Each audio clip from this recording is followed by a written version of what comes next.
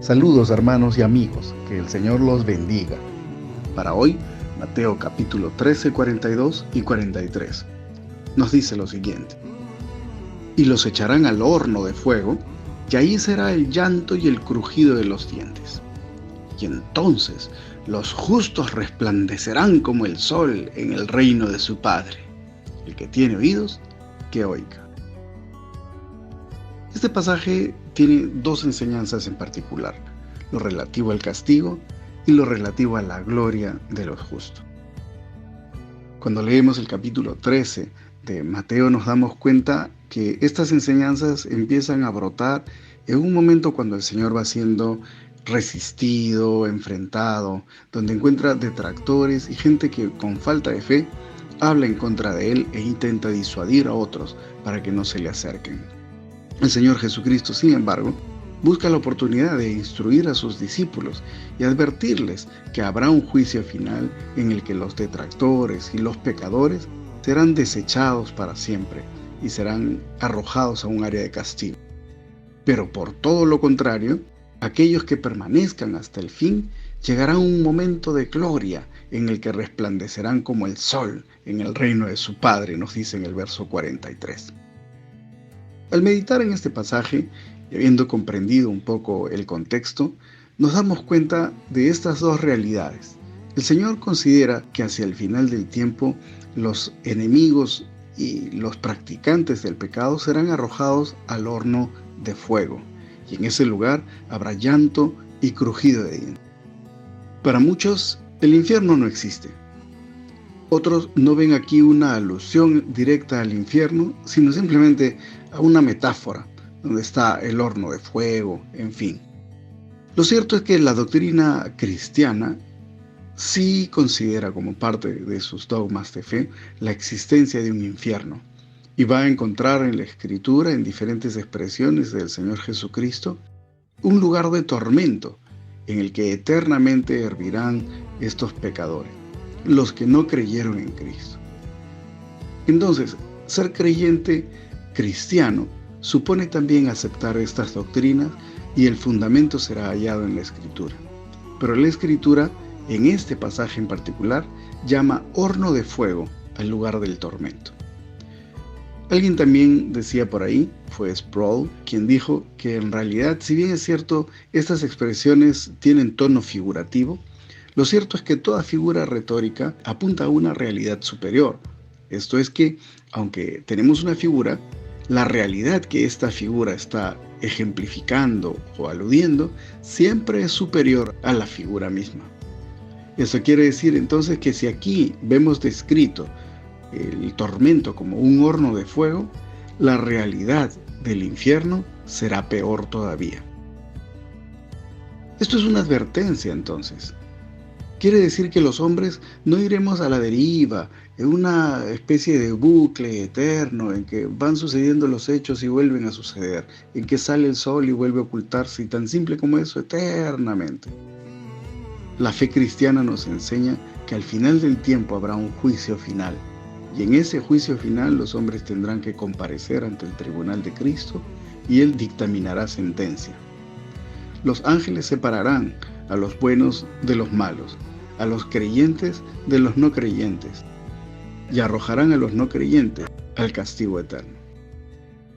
Entonces ya respiramos una advertencia, pero también podremos encontrar en este pasaje aliento. El verso 43 también decía: entonces los justos resplandecerán como el sol en el reino de su Padre. El que tiene oídos, que oiga. Y aquí vemos dos ideas. Nos dice entonces, por un lado, que los justos resplandecerán como el sol, pero por otro, que el que tiene oídos, oiga. Aquí el Señor está cerrando la explicación que hizo sobre la parábola de la cizaña y el trigo. Vamos por partes. El verso dice: entonces los justos resplandecerán. ¿Qué significa los justos resplandecerán como el sol?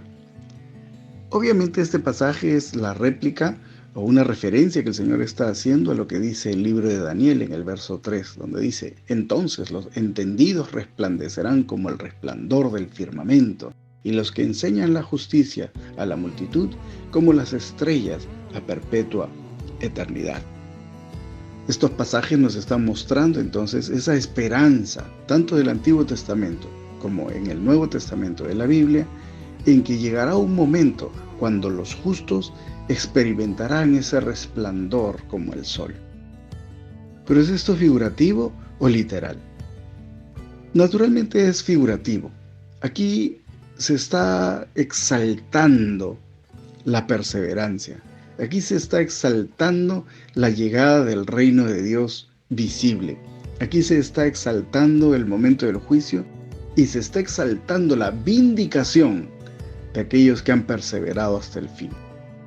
Los creyentes experimentan diferentes formas de oposición, también vergüenza o son avergonzados. Sus pensamientos a veces son tratados como arcaicos, como retrógradas, como una mente estrecha. No obstante, estos pasajes están mostrando que la historia entonces no irá eterna e infinita hacia adelante, sino que llegará un momento en el que Dios mismo intervendrá y hará justicia, separando la cizaña del trigo, la paja del grano, y donde los impíos serán castigados definitivamente, separados de aquellos que son creyentes, quienes, habiendo sufrido la oposición, experimentarán un momento de reconocimiento y gloria, un momento donde serán vindicados delante de todos y será tan notorio como lo es el sol que va amaneciendo y va brillando.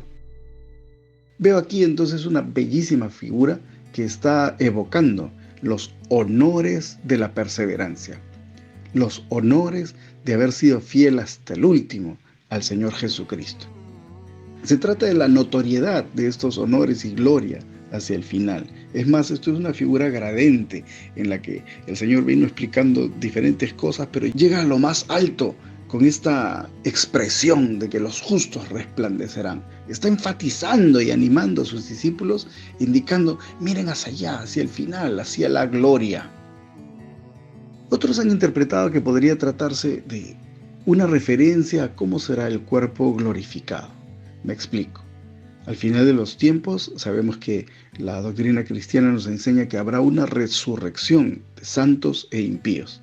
Y los santos serán transformados con cuerpos gloriosos que tenderán a la obediencia a Dios una vez y para siempre, removido el pecado. Entonces algunos han interpretado que este cuerpo será un cuerpo brillante, un cuerpo que arrojará luz. Y este tipo de pasajes los usan como fundamento. Pero este pasaje es un pasaje figurativo. Apunta a esa gloria, a los honores. Ahora, quizá podríamos ver alguna referencia a la fulgencia. Un pasaje que trata de hombres transversales, digamos, y que brillaron, me trae a la mente inmediatamente a Moisés. Moisés, habiendo experimentado este tiempo de recogimiento en la presencia de Dios al bajar del monte Moriah, él brillaba en su rostro, hasta el punto que tuvo que cubrirlo porque decía que la gente temía y no podían mirarle a la cara, y que este fulgor era producto de haber estado en la presencia de Dios. Este pasaje me hace pensar un poco que quizá cuando nosotros ya estemos en la presencia de Dios, al estar directamente ante la santidad divina, entonces nuestros cuerpos pudieran reflejar la brillantez de su gloria. En este caso no como un brillo propio del cuerpo en sí, sino como un reflejo al estilo de lo que sucedió con Moisés. Naturalmente es un poco aventurado tratar de interpretar el futuro de esta manera, pero lo que sí es muy cierto es que el pasaje viene alentándonos al decirnos que los creyentes no seremos castigados en el fuego eterno, sino que los creyentes experimentaremos ese tiempo de vindicación, cuando por fin la gente verá que no estábamos equivocados al perseverar, al creer en Cristo, al poner sus enseñanzas en práctica, al abstenernos del mundo y apartarnos para Él. En este caso, estas palabras son sumamente alentadoras. ¿Cuáles son entonces las implicancias prácticas de estas enseñanzas? Veo que mucho.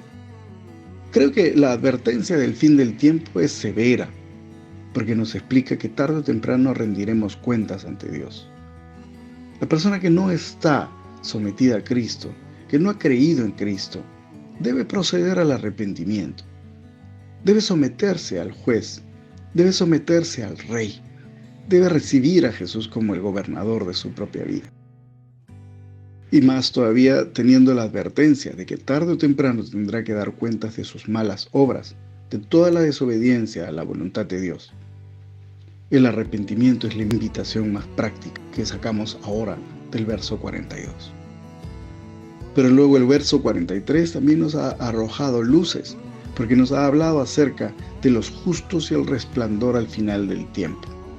El pasaje también nos decía, el que tiene oídos, oiga, que es la implicancia final de este pasaje. Hay una advertencia entonces contra el pecado, hay una advertencia de juicio, hay una advertencia de gloria, pero también hay una cuarta cuestión, y es que hay un llamado a oír. Y los que estamos escuchando este tipo de enseñanza, los que estamos aprendiendo lo que la palabra de Dios nos advierte, debemos tener los oídos bien abiertos, no solo para oír, sino para entender. Y no solo para entender, sino para vivir aplicando lo que se nos ha enseñado.